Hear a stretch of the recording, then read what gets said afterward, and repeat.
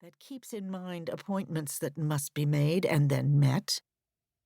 It is fettered to 1,000 notions of obligation. It moves across the hours of the day as though the movement itself were the whole task. Whether it gathers as it goes some branch of wisdom or delight, or nothing at all, is a matter with which it is hardly concerned.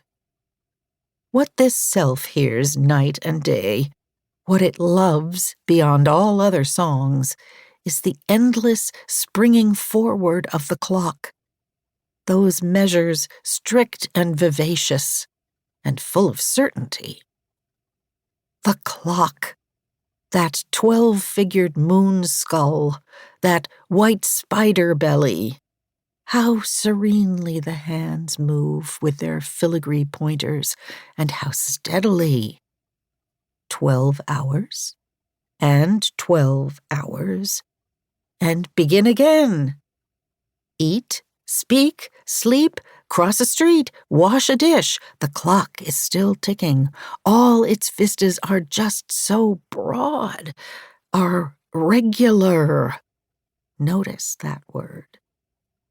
Every day, 12 little bins in which to order disorderly life, and even more disorderly thought.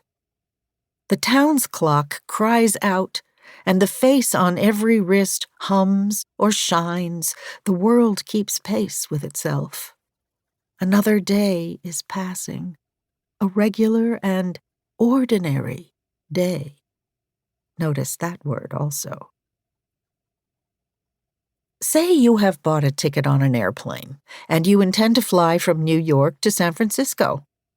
What do you ask of the pilot when you climb aboard and take your seat next to the little window, which you cannot open, but through which you see the dizzying heights to which you are lifted from the secure and friendly earth? Most assuredly, you want the pilot to be his regular and ordinary self. You want him to approach and undertake his work with no more than a calm pleasure. You want nothing fancy, nothing new. You ask him to do routinely what he knows how to do, fly an airplane. You hope he will not daydream.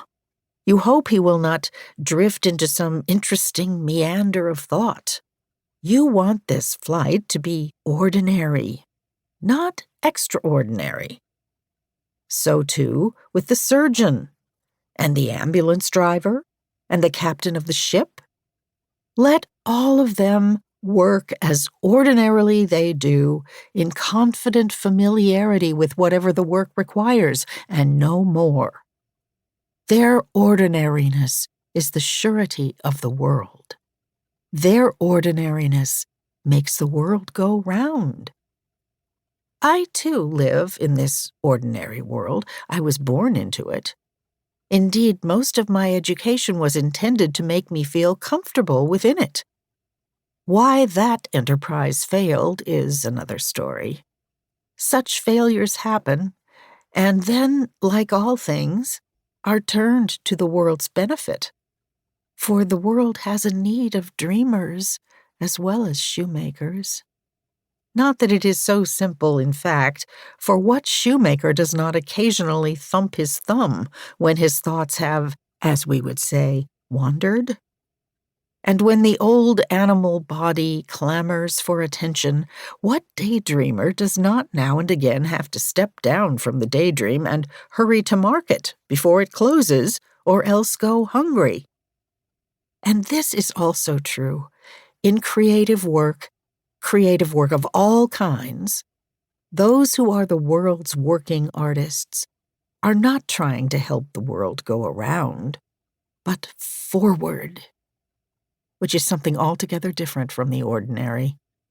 Such work does not refute the ordinary, it is simply something else.